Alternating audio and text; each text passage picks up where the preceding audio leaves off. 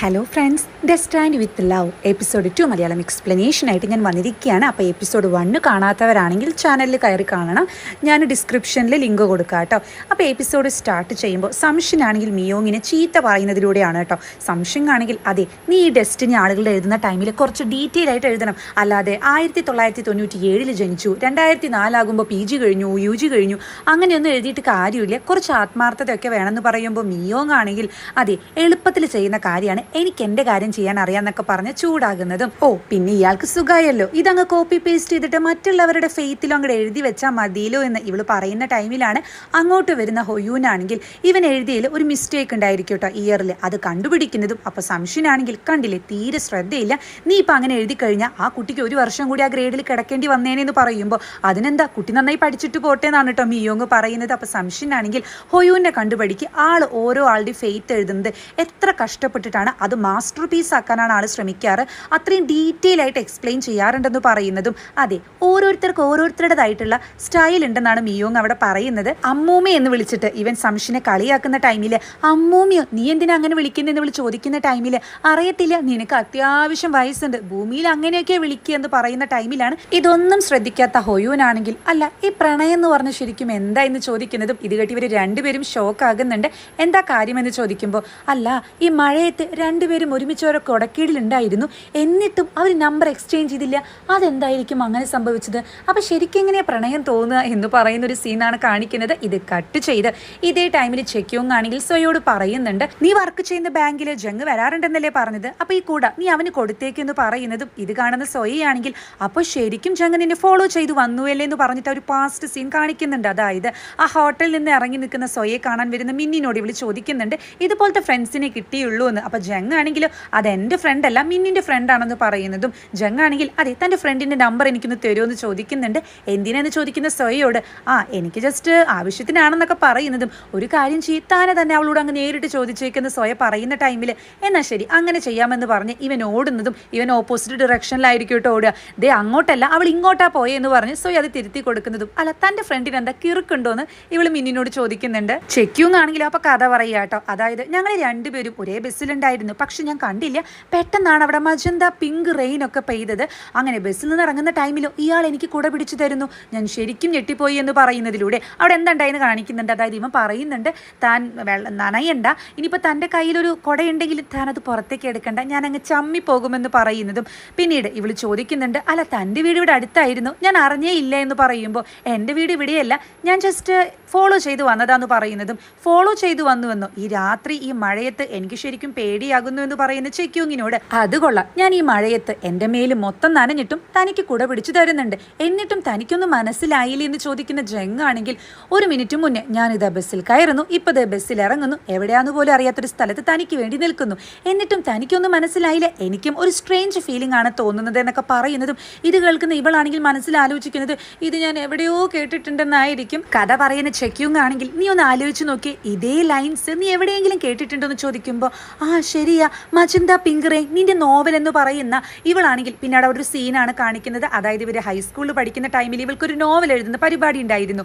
ഇവൾ എഴുതിയ നോവലിന്റെ പേരായിരുന്നു മജന്ത പിങ്ക് റെയിൻ എന്ന്. അതിലെഴുതിയ ലൈൻസ് മൊത്തമായിരിക്കും നേരത്തെ ജങ് പറഞ്ഞിട്ടുണ്ടായിരിക്കുക. പിന്നീട് ഇവൾ ടൈപ്പ് ചെയ്യുന്നുണ്ട്. അതായത് ഇവർ മഴയത്ത് ഇങ്ങനെ റോഡ് ക്രോസ് ചെയ്യാൻ നിൽക്കുന്നതും, അതായത് റെഡ് സിഗ്നലൊക്കെ വരുന്നുണ്ട്, ആ സമയത്ത് ഇവർ രണ്ടുപേരും ചേർന്നാണ് നിൽക്കുന്നത്, ഇവരുടെ ശ്വാസോച്ഛ്വാസം വരെ ഇവർക്ക് പരസ്പരം കേൾക്കാൻ പറ്റും. അപ്പൊ ഇതൊക്കെ വായിക്കുന്ന സോയയാണെങ്കിൽ അവർ കിസ് ചെയ്യുമോ എന്ന് ചോദിക്കുന്നതും, അവരാദ്യമായിട്ട് കണ്ടുമുട്ടിയതല്ലേ ഉള്ളൂ, കുറച്ചങ്ങ് കഴിയട്ടെ എന്ന് ഇവള് പറയുന്നുണ്ട്. അങ്ങനെ സിഗ്നൽ കഴിയുന്നതിന് മുന്നേ അങ്ങോട്ട് വരുന്ന കാറ് ഇവരുടെ മേഘത്തേക്ക് വെള്ളം തെറിപ്പിക്കുന്നതും, ഇവനാണെങ്കിൽ ഇവളുടെ മേത്താവാതിരിക്കാൻ വേണ്ടി ഇവളെ പ്രൊട്ടക്ട് ചെയ്യുന്നുണ്ട്. അങ്ങനെ ഇവർ രണ്ടുപേരും മുഖത്തേക്ക് മുഖം നോക്കി നിൽക്കുന്നതും ഇവരുടെ ശ്വാസോച്ഛ്വാസം വരെ പരസ്പരം ഇപ്പൊ ഫീൽ ചെയ്യാൻ പറ്റുന്നുണ്ട്. അതായത് ഇവൾ എന്താണോ ആ പുസ്തകത്തിൽ എഴുതിയിരിക്കുന്നത് അത് തന്നെയാണ് കേട്ടോ തലേ ദിവസം രാത്രി ഇവളുടെ ജീവിതത്തിൽ നടന്നിട്ടുണ്ടായിരിക്കാം. ജങ് ആണെങ്കിൽ ഒന്നും പറ്റിയില്ലെന്ന് ചോദിക്കുമ്പോൾ എനിക്കൊന്നും പറ്റിയിട്ടില്ലെന്ന് പറയുന്ന ചെക്യൂങ്ങിനോട് തന്നോടല്ല എൻ്റെ പിറകിൽ എന്തെങ്കിലും പറ്റിയിട്ടുണ്ടോ എന്ന് ചോദിക്കുന്നതും ഇവളാണെങ്കിൽ ചിരിക്കുന്നുണ്ട് കേട്ടോ. എൻ്റെ ഡ്രസ്സ് മൊത്തം നനഞ്ഞു എന്ന് പറയുമ്പോൾ ഞാൻ ടിഷ്യൂ പേപ്പർ വാങ്ങി കൊണ്ടുവരാമെന്ന് പറയുന്ന ഇവളോട്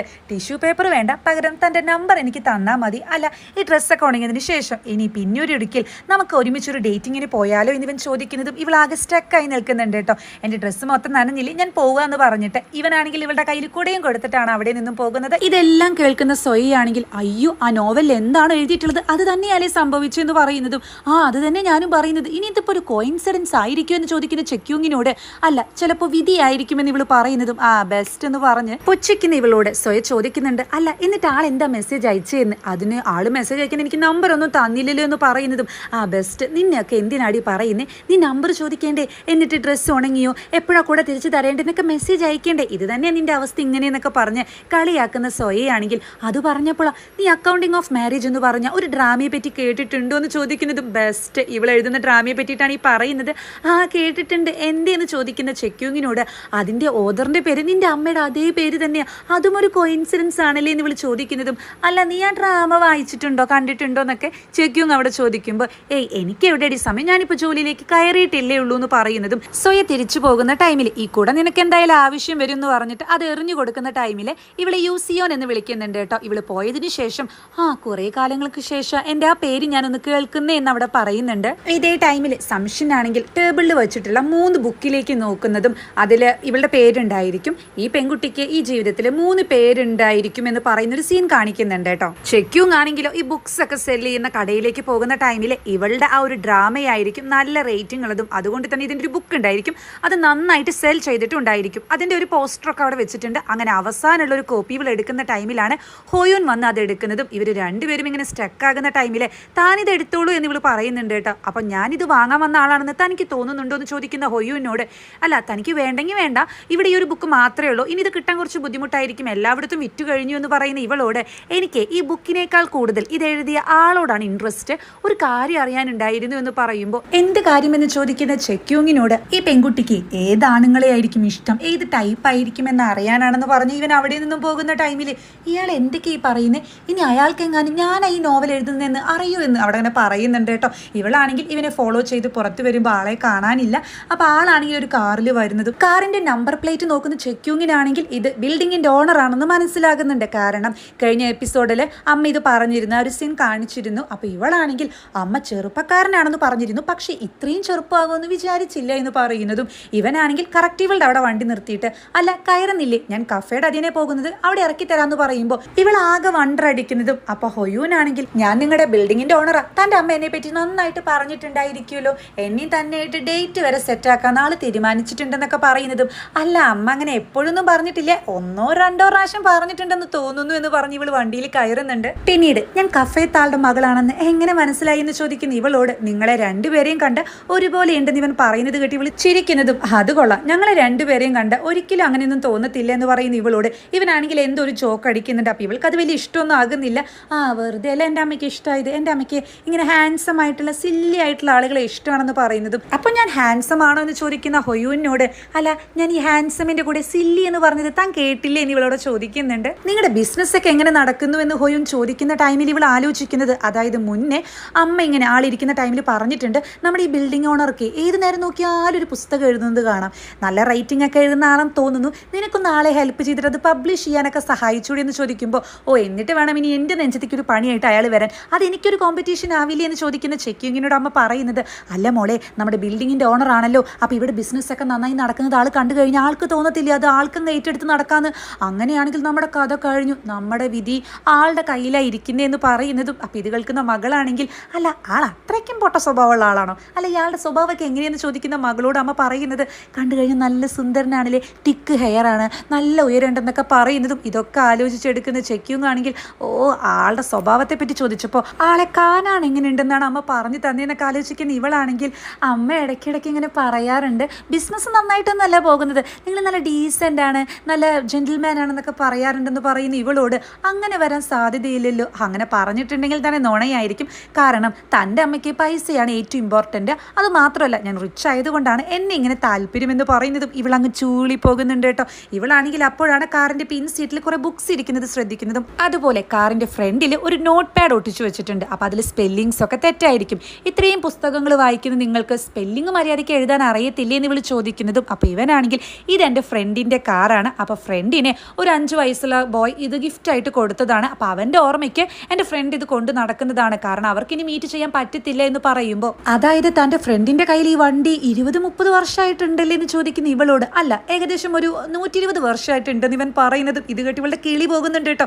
ഇവൻ എന്താ ഭ്രാന്തുണ്ടോ എന്നാണ് ഇവൾ ചിന്തിക്കുന്നത്. അപ്പോൾ ഇവനാണെങ്കിൽ അല്ല അതൊക്കെ പോട്ടെ, ഞാനൊരു കാര്യം പറയട്ടെ, തനിക്ക് തൻ്റെ ഫസ്റ്റ് ലവിനെ പറ്റി എന്താ പറയാനുള്ളതെന്ന് ചോദിക്കുമ്പോൾ ഫസ്റ്റ് ലവ് നമ്മളിപ്പോൾ മീറ്റ് ചെയ്തിട്ടല്ലേ ഉള്ളൂ, അപ്പോഴേക്കും ഇതുപോലത്തെ കാര്യമൊക്കെ പറയാനുള്ള കണക്ഷനൊന്നും ആയിട്ടില്ലല്ലോ എന്ന് പറയുന്ന ചെക്യൂങ്ങിനോട് അല്ല, ഒരാൾക്ക് തന്നെ ഫസ്റ്റ് ലവ് ആയിട്ട് കരുതുന്നുണ്ട്, അയാളെ വിധി പ്രകാരം താൻ കണ്ടുമുട്ടുകയാണെങ്കിൽ താൻ വീണ്ടും അയാളായിട്ട് പ്രണയത്തിലാവും എന്ന് ചോദിക്കുന്നതും ഇവളാണെങ്കിൽ ഒന്നും പറയാൻ പറ്റില്ല എന്നൊക്കെ അവിടെ പറയുന്നതും അല്ല, താൻ റോഡിലേക്ക് നോക്കി വണ്ടി ഓടിക്കുന്ന ചെക്യൂങ് അവിടെ പറയുന്നുണ്ട്. ഇവളാണെങ്കിൽ മനസ്സിൽ വിചാരിക്കുന്നത് ഇയാൾ ആ ബിൽഡിങ്ങിൽ നിന്ന് ഒഴിഞ്ഞു പോകാൻ പറയത്തില്ലല്ലോ എന്നൊക്കെ ആയിരിക്കും. കഫേയിലേക്ക് ഇവൾ എത്തുന്നതും ഇവൾ അമ്മയോട് ചോദിക്കുന്നുണ്ട്, അല്ല അമ്മ, ആ ഓണർക്ക് എൻ്റെ ഫോട്ടോ എങ്ങാനും അമ്മ കാണിച്ചു കൊടുത്തിരുന്നു എന്ന് ചോദിക്കുമ്പോൾ ഇല്ല എന്ന് പറയുന്ന അമ്മയോട് അല്ല അങ്ങനെയാണെങ്കിൽ ഞാൻ ഡ്രാമ എഴുതുന്നതിനെ പറ്റി അവർക്ക് അറിയുമോ എന്ന് ചോദിക്കുന്നതും ഇല്ല, എന്താ കാര്യമെന്ന് ചോദിക്കുന്ന അമ്മയോട് അല്ല ഞാൻ അയാളെ കണ്ടുമുട്ടിയെന്നൊക്കെ പറയുന്നതും എവിടെ വെച്ചിട്ടെന്നൊക്കെ അമ്മ ചോദിക്കുന്ന ടൈമിലാണ് സോയയുടെ മെസ്സേജ് ഇവൾക്ക് വരുന്നത്. അതായത് ജങ്ങിന് ഇവളുടെ നമ്പർ കൊടുത്തിട്ടുണ്ടെന്ന് പറഞ്ഞ് അതേ ടൈമിൽ തന്നെ ജങ്ങിൻ്റെ മെസ്സേജ് വരുന്നുണ്ട്. അതായത് 3-4 ഷർട്ടിൻ്റെ ഫോട്ടോ എടുത്തിട്ട് ഇതിലേതാ ഇഷ്ടം, കാരണം എൻ്റെ ഡ്രസ്സ് നന്നായിട്ട് ഡാമേജ് ആയല്ലോ, താൻ ചൂസ് ചെയ്യുന്ന ഇവളോട് പറയുന്നതും ഇവളാണെങ്കിൽ ഈ ടൈമിൽ ആലോചിക്കുന്നത് മജന്റ പിങ്ക് റെയിൻ നോവൽ അനുസരിച്ചിട്ടാണെങ്കിൽ ഇപ്പോൾ നായികയെ വിളിക്കേണ്ടതാണെന്ന് പറയുന്ന ടൈമിലാണ് ജങ്ങിൻ്റെ കോൾ ഇവൾക്ക് വരുന്നതും ഇവളാണെങ്കിൽ ഞെട്ടിയിട്ട് ഇവളുടെ കയ്യിൽ നിന്നും ഫോൺ നിലത്ത് വീഴുന്നുണ്ട്. താൻ എന്തോന്ന് പെർഫെക്റ്റ് ടൈം ആണോ എന്ന് ചോദിക്കുന്ന ചെക്യൂങ്ങിനോട് ഇവനിതൊന്നും അറിയാത്തത് കൊണ്ട് തന്നെ ആണോ, അങ്ങനെയാണെങ്കിൽ നന്നായി, അല്ല താൻ എൻ്റെ കൂടെ തിരിച്ചു തരുന്നില്ലേ, എപ്പോഴാ തരുന്നതെന്ന് ചോദിക്കുന്ന ടൈമിൽ ഇവളാണെങ്കിൽ അത് ഞാൻ സോയുടെ കയ്യിൽ കൊടുത്തയക്കാന്ന് പറയുന്നതും അത് വേണ്ട ജസ്റ്റ് കൂടെ തരാനെന്ന് പറഞ്ഞൊരു എക്സ്ക്യൂസ് ഉണ്ടാക്കിയിട്ട് തനിക്ക് എൻ്റെ ഓഫീസിലേക്കൊന്ന് വന്നുകൂടി എന്ന് ചോദിക്കുന്ന ടൈമിൽ ഇവള് വീണ്ടും ഞെട്ടുകയാണ് കേട്ടോ. കാരണം മജന്ത പിങ്ക് റെയിൻ എന്ന നോവൽ അല്ലാതെ ഇവൾ ഈ +2 ഗ്രേഡിലൊക്കെ പഠിക്കുന്ന ടൈമിൽ മറ്റൊരു നോവൽ ഒരു എസ്സേ എഴുതിയിട്ടുണ്ടായിരുന്നു. ആ എസ്സേയിൽ നായകൻ ചോദിക്കുന്ന അതേ കാര്യം തന്നെയാണ് ജങ് ഇവിടെ ചോദിക്കുന്നത്. ഈ ലൈൻസ് വായിക്കുന്ന സോയയാണെങ്കിൽ ഓ നന്നായിട്ടുണ്ട്, നല്ല റൊമാൻറ്റിക് ആയിട്ടുണ്ടെന്ന് പറയുന്നതും ഓഫീസിൽ മീറ്റ് ചെയ്യാൻ പറ്റത്തില്ലെങ്കിൽ നമ്മൾ ഫസ്റ്റ് മീറ്റ് ചെയ്ത ബസ് സ്റ്റോപ്പിൽ മീറ്റ് ചെയ്താലോ എന്ന് ചെക്കും വായിക്കുന്ന ടൈമിൽ അതേ ലൈൻ തന്നെ ഇപ്പൊ ജങ് തിരിച്ച് ചോദിക്കുകയാണ്. അതായത് നമുക്ക് കണ്ടുമുട്ടിയ ആ ബസ് സ്റ്റോപ്പിൽ വെച്ച് വീണ്ടും ഒന്ന് കണ്ടുമുട്ടിയാലോ എന്ന്. ഇത് കേൾക്കുമ്പോൾ ഇവളാകെ ഷോക്കായിട്ട് ഇവളുടെ കയ്യിൽ നിന്ന് ആ ഫോൺ നിലത്ത് വീഴുന്നുണ്ട്. അങ്ങോട്ട് വരുന്ന അമ്മയാണെങ്കിൽ നിനക്കിത് എന്ത് പറ്റി, ആരാ ഫോണിൽ എന്നൊക്കെ ചോദിക്കുന്നതും അല്ല അമ്മ എൻ്റെ സ്കൂളിൽ ഞാൻ എഴുതിയിരുന്ന എസ്സേ ഒക്കെ ഇല്ലേ അതൊക്കെ വീട്ടിലിരിക്കുന്നുണ്ടെന്ന് ചോദിക്കുന്ന മകളോട് ഇല്ല ഞാനതൊക്കെ എടുത്ത് കൊടുത്തു എന്ന് പറയുന്നതും ആർക്കെന്ന് ചോദിക്കുന്ന മകളോട് അമ്മ പറയുന്നത് അത് നമ്മുടെ ബിൽഡിംഗ് ഓണർക്ക് എടുത്ത് കൊടുത്തു. ഒരു ദിവസം ഞാൻ ഈ ലിഫ്റ്റിൽ കയറുന്ന ടൈമിൽ ആളെ കണ്ടു എന്ന് പറഞ്ഞ ഒരു സീൻ അവിടെ കാണിക്കുന്നുണ്ട്. അതായത് ഇവനാണെങ്കിൽ എനിക്ക് എന്തോ ഭയങ്കര അപ്സെറ്റ് തോന്നുന്നു, ഈ നല്ല റൊമാൻറ്റിക് ആയിട്ടുള്ള മൂവീസോ നോവൽസോ അങ്ങനെ വല്ലതും ഉണ്ടെങ്കിൽ നിങ്ങൾക്കൊന്ന് സജസ്റ്റ് ചെയ്യാമോ എന്ന് അമ്മയോട് ചോദിക്കുന്ന ടൈമിൽ അയ്യോ ഞാൻ അങ്ങനെ ബുക്സ് ഒന്നും റീഡ് ചെയ്യാറില്ല, പിന്നെ എൻ്റെ മകൾ നന്നായിട്ട് നോവൽ എഴുതാറുണ്ട്, ഈ ഫസ്റ്റ് ലവിനെ പറ്റിയിട്ട് അവൾ ഒരുപാട് നോവൽസ് ഒക്കെ എഴുതിയിട്ടുണ്ട്, അത് മതിയോ എന്ന് ചോദിച്ചാൽ അമ്മ അതൊക്കെ എടുത്ത് കൊടുത്തിട്ടുണ്ടായിരിക്കും. ഈ സീൻ ഇവിടെ കട്ട് ചെയ്ത് ഹൊയൂനാണെങ്കിൽ ആ ഒരു നോവൽ നോക്കുന്ന ടൈമിൽ ഇവളുടെ ഫോട്ടോയും ഇവൾ ക്ലാസ് ഗ്രേഡ് 12ലാണ് പഠിക്കുന്നത്, അതുപോലെ ഇവളുടെ പേര് യൂസിയോൻ എന്നായിരിക്കും കേട്ടോ. അപ്പോൾ ഇത് കാണുന്ന ഹൊയൂനാണെങ്കിൽ ഇവളുടെ പേരെന്താ യൂസിയോൻ എന്ന് ചിന്തിക്കുന്നതും ഇവളുടെ ഡെസ്റ്റിനി എഴുതിയിട്ടുള്ള ഇവളുടെ ഒരു പുസ്തകം ഉണ്ടല്ലോ അതെടുത്ത് ഇതിനെ പറ്റി വല്ലതുണ്ടോ എന്ന് അറിയാൻ വേണ്ടിയിട്ട് മുന്നത്തെ പേജൊക്കെ നോക്കുന്ന ടൈമിൽ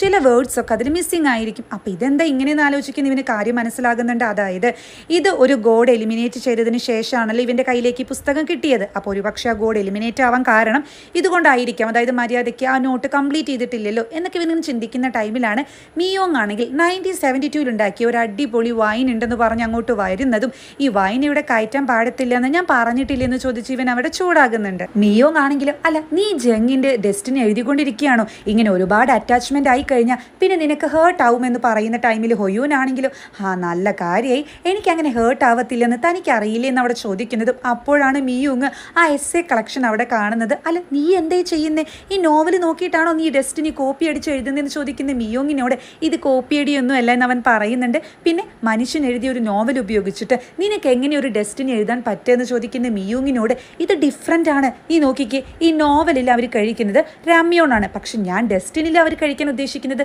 തബൂക്കിയാക്കി മാറ്റുന്നുണ്ടെന്ന് പറയുന്നതും വല്ലാത്ത മാറ്റി എഴുതലായിപ്പോയി. അപ്പോഴും ഇത് ഏകദേശം സെയിം ഒക്കെ തന്നെയല്ലേ, ഒരു മനുഷ്യൻ എഴുതിയ ബുക്ക് നോക്കി എഴുതുന്നത് വളരെ മോശമാണെന്ന് മിയോങ് പറയുന്നതും ഇതേ ടൈമിൽ ചെക്യൂങ്ങിൻ്റെ അമ്മയാണെങ്കിൽ ആൾ പുസ്തകം വാങ്ങിക്കൊണ്ടായിട്ട് ഒരാഴ്ചയായി, അതായത് ആൾ നന്നായിട്ട് എൻജോയ് ചെയ്ത് വായിക്കുന്നുണ്ടാകുമെന്ന് പറയുന്നതും അയ്യോ അയാളുടെ നമ്പറോ അഡ്രസ്സോ എന്തെങ്കിലും ഉണ്ടെങ്കിൽ ഒന്നും എടുത്തേന്ന് പറയുന്ന ചെക്യൂങ്ങിനെയാണ് കാണിക്കുന്നത്. ഹൊയൂനാണെങ്കിലും ഞാൻ ഇങ്ങനെ എഴുതുന്നത് മനുഷ്യരുടെ പ്രണയം പോലത്തെ ഇമോഷൻസ് ഒന്നും നമുക്ക് മനസ്സിലാക്കാൻ കഴിയത്തില്ല, അപ്പോൾ ഇങ്ങനൊരു നോവലിൻ്റെ സഹായം ഉണ്ടെങ്കിൽ നമുക്ക് നന്നായിട്ട് അത് എഴുതാൻ സഹായിക്കും, ഇങ്ങനെ എഴുതുന്നതിലൂടെ ഞാൻ അവരുടെ വീണ്ടും പ്രണയത്തിലാക്കും എന്നൊക്കെ ഹൊയൂൻ പറയുന്ന ടൈമിൽ അതിന് ഇങ്ങനെ എഴുതേണ്ട ആവശ്യമൊന്നുമില്ല, എന്നോട് ചോദിച്ചാൽ മതി, ഞാൻ നല്ല ഡീറ്റെയിൽ ആയിട്ട് പറഞ്ഞു തരാം. ഈ പ്രണയം എന്നൊക്കെ പറഞ്ഞ ഫ്ലേർട്ടിംഗ് ആണ്, കൈ കോർത്ത് പിടിച്ച് നടക്കലാണ്, അതുപോലെ ഒരു ഐലൻഡിൽ അവർ ഒറ്റപ്പെടുന്ന സമയത്ത് ഒരു ഹോട്ടലിലേക്ക് പോകുന്നു, അവിടെ ഒരു റൂം മാത്രം, അങ്ങനത്തെ കാര്യങ്ങളൊക്കെയാണ് കേട്ടോ മിയോങ് പറഞ്ഞു കൊടുക്കുന്നത്. ഇത് കേൾക്കുന്ന ഹൊയൂൻ ഹൊയൂനാണെങ്കിൽ അല്ല ഈ ഐലൻഡിന് പകരം ഒരു മലയോര പ്രദേശം ആയാലോ എന്ന് ചോദിക്കുന്നതും ഹൊയൂൻ അറിയാതെ ആ പുസ്തകത്തിലെ വാലി എന്ന് പറയുന്ന ഒരു സ്ഥലത്തിന്റെ പേര് എഴുതുന്ന ടൈമിലെ ചെക്യൂങ് ആണെങ്കിൽ ഇതുപോലെ ഒരു മലയോര പ്രദേശത്ത് ഒറ്റയ്ക്ക് നിൽക്കുന്നതും അങ്ങോട്ട് ജങ് ഓടി വന്ന് മഴ പെയ്യുന്നുണ്ടായിരിക്കും, ഇവളെ കോട്ട് കൊണ്ട് കവർ ചെയ്യുന്നുണ്ട്. അല്ല നമ്മൾ എന്താ എപ്പോഴും ഇങ്ങനെ മഴ പെയ്യുന്ന സമയത്ത് മാത്രം മീറ്റ് ചെയ്യുന്നതെന്ന് ഇവളവിടെ ചോദിക്കുന്നതും ബാക്ക്ഗ്രൗണ്ടിലായിട്ട് മിയുങ്ങിന്റെ വോയിസ് കേൾക്കുന്നുണ്ട് കേട്ടോ. ആഹാ ഇത് പെർഫെക്റ്റ് സിറ്റുവേഷൻ ആയിരിക്കുമെന്ന്. പിന്നീട് ഇവരൊരു റൂമിൽ ഒറ്റയ്ക്ക് ഇരിക്കുന്നതും അങ്ങനെ ഇവളാണെങ്കിൽ ഞാൻ നിന്നോട് എൻ്റെ ഇഷ്ടമൊക്കെ തുറന്നു പറഞ്ഞില്ലേ എന്നൊക്കെ പറയുന്നതും പിന്നീട് ഇവർ കിസ് ചെയ്യുന്നതായിട്ടുള്ള ഒരു സീനാണ് കാണിക്കുന്നത്. ഇവിടെ വെച്ചിട്ടാണ് എപ്പിസോഡ് അവസാനിക്കുന്നത്.